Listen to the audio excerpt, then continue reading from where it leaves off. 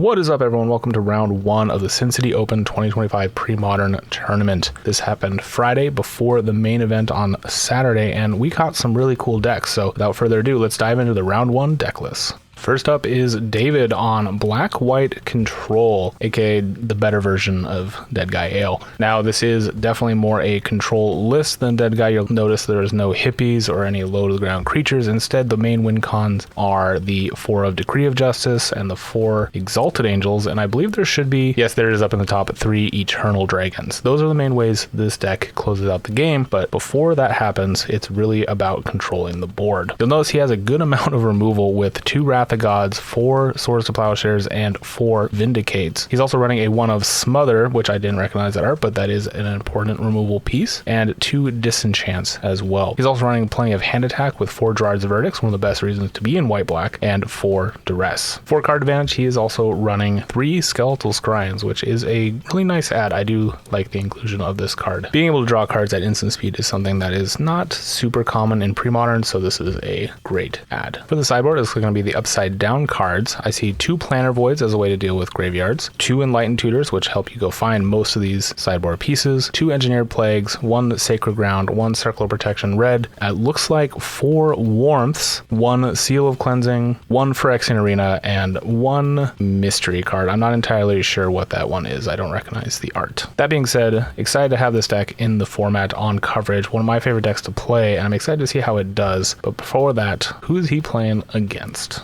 Next up is Cameron bringing the spice. This is Sligh, but it is definitely not your usual Sligh list. At first, it starts off normal with 4 Shocks, and then you get into 1 Earthquake, which is a bit strange, and then you see a Sulfuric Vortex, and you think you're going back to normal. And then you see 2 Browbeats, a 3 mana. Any player may have Browbeat deal 5 damage to them. If no one does, target player draws 3 cards. That doesn't see a lot of play, but is a really cool include. 4 of Fire Blast, which seems pretty normal as well. 4 Sonic Burst, which is a 2 mana instant. Discard a card at random. Sonic Burst deals 4 damage to a creature or player. 3 Ball Lightnings, a Final Fortune, 3 Price of Progress main, 4 Mog Fanatics, 4 Grim Lavamancers, and to wrap up the creature threats, 4 Varchild War Riders. How's that for a flash from the past? Should also mention the 4 Bolts down there, which are signed, but they are actually signed by Cameron's dad. Very meaningful piece for him, I am sure. For the mana base, we have 8 fetches, which do help those Grim Lavamancers, and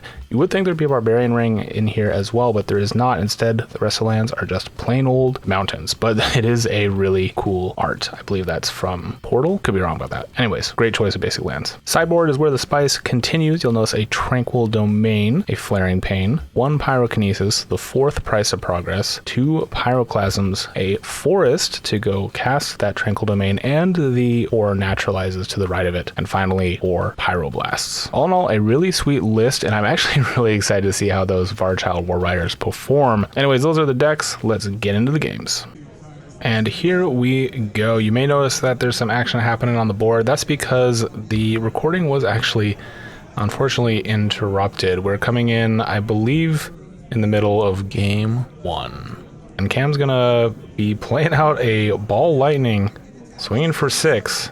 His opponent is only at 12. It does have an Exalted Angel, so we'll be gaining 4 back next turn. Cam just has 1 card in hand, and things are looking a little grim for the burn player here. Some stuff definitely has happened, and unfortunately, like I said, we have missed it, but we are at least catching them in the middle of the game. David does have what looks like a Duress in hand. Gonna swing in with that Exalted Angel, gain another 4, back up to 10. Cam tracking his own life, it looks like, not using the app to do so, and is maybe a little frustrated here because there is really not any way to take care of that Exalted Angel in his deck currently. He does not have an Anarchy in the sideboard either, so those Exalted Angels are going to be a real problem, I think. And if 1 was a problem, I think 2 is pretty much insurmountable. And yep, Cam is going to scoop it up to the 2nd Exalted Angel, and we're going to go to game number 2.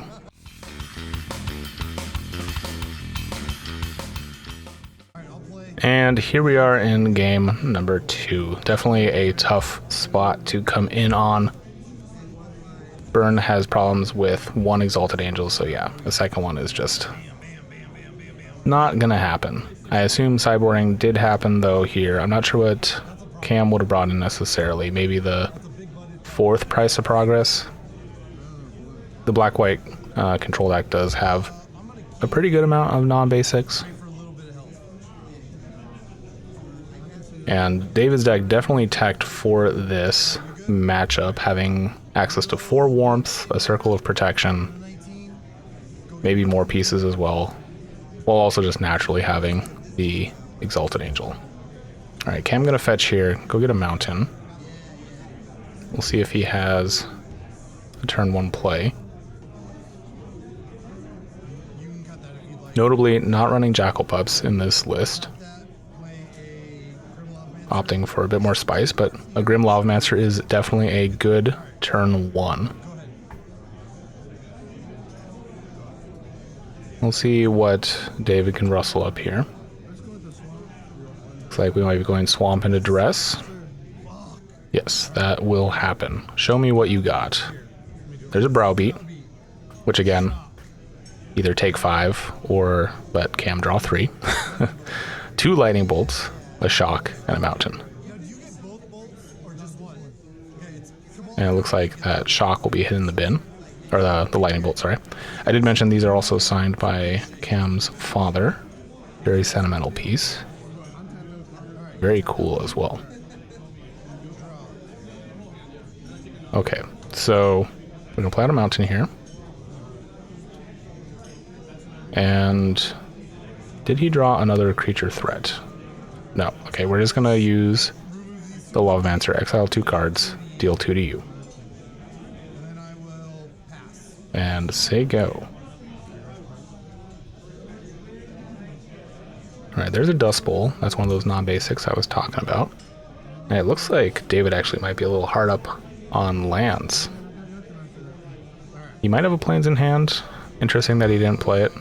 Maybe trying to bait out... Oh no, he's got 2 Plains in hand. He's got plenty of lands. Maybe just trying to bait out the Price of Progress. Alright, okay, I'm going to fire off this Shock.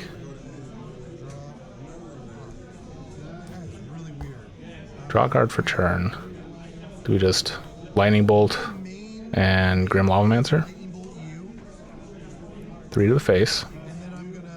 And yep, then exile 2 cards, take an additional 2. And David very quickly down to 11 on turn 3. Alright, plays out one of his planes. Are we going to see a Gerard's Verdict here? Nope, there's the swords for the Lavamancer. Cam goes back up to 20. I do see an Eternal Dragon and what looks like maybe an Exalted Angel in David's hand. Content to play the long game here. Probably not going to be playing out that Angel as a Morphling. Do not want to expose it to any sort of removal until it can get there. Browbeat actually could potentially be a way to remove it, right? Browbeat can target creatures, or is it player? No, it is target player, okay. And Sonic Burst, the other bit of spice in Cam's deck, only deals 4 damage to any target. Interesting, David playing out the Morph. Let's say, I don't think you have a way to kill this thing. Huge gamble from David. He does get to potentially get out his Exalted Angel next turn and just slam the door on this thing if Cam does not have a removal spell.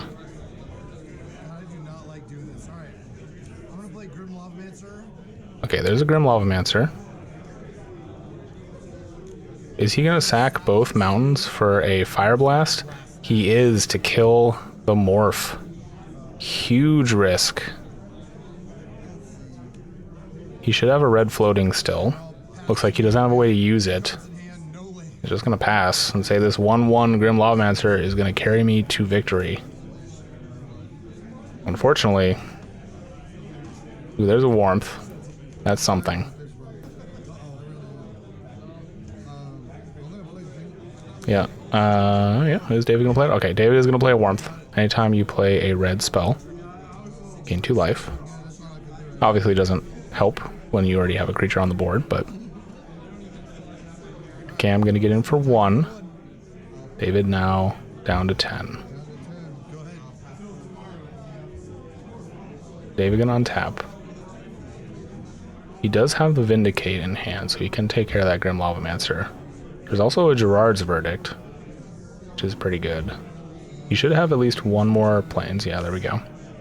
So he could do both potentially this turn. It does leave him open potentially to some damage if Cam is able to find a land. But hitting his only threat on board and making him discard 2 cards seems like a very good plan. Especially, well, we're assuming none of those cards are lands, because Cam would have played it already. But okay, we're going to Gerard's Verdict here first. Okay, I'm going to give it a bit of a read. I would like to note too, if anyone's wondering, Cameron is definitely more of an old school player.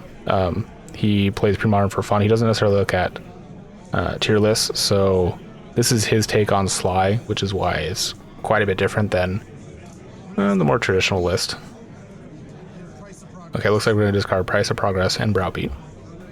But I do love some of the thinking behind his deck. Some of the pieces is really fun as well. The Price of Progress main. Oh, something else happening here. I think David deciding he does actually want to Vindicate on his turn. That is a sorcery. Yep, that will get blown up. And Cam not able to find another mountain. And while he was able to take care of that Exalted Angel, it's not looking too great for him. That Warmth gonna gain David a good amount of life. There's another land. He's getting close to being able to just hard cast this Exalted Dragon. He's actually, I think, thinking about doing it right now.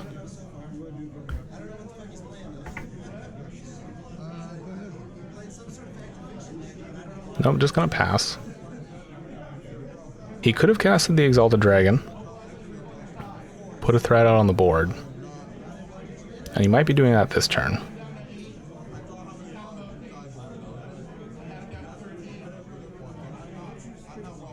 Alright, gonna tap 6. Or more.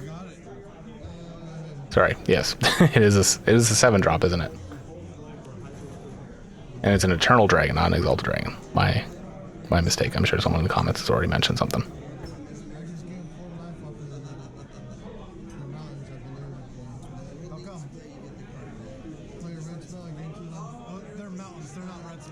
So, a little discussion here if mountains are red sources. They are not.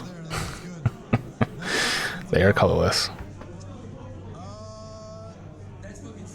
Sorry, David, you just get a giant dragon and protection from any burn spells Cam may throw at you. You don't get a gain life for each mountain he plays. There's another Warmth. That is problematic for Cam. Again, and then play a land for turn. Again, no anarchies in Cam's deck. No way to remove these white sources. No real way to deal with the Eternal Dragon either, other than double bolt or a bolt and a shock. And even then, David can just get it back next turn. He does have mana again, but I don't know how he gets out of this. Currently at 15. And yes, both of those Warmths do trigger, so any red spell is +4 to David before any damage happens. And I think this might be the end. Cam deciding how much he wants to play. Nope, he's going to extend the hand. David takes it down in a clean 2-0. All right, well, that's going to do it. A couple quick games. Does help that we only saw half of the first game, but, you know, Exalted Angel just doing its thing. There's a reason why it's one of the best cards in Premodern. Thanks all you guys for watching. Make sure to like and subscribe so you can find your way back here. It's also the best way to support the channel. And if you already are supporting the channel and want to do more, there's a Patreon link in the video description. That money goes towards travel expenses like traveling to this Vegas tournament, as well as gear upgrades and just helping make more Premodern videos. Thank you all for watching, and I'll catch you next time.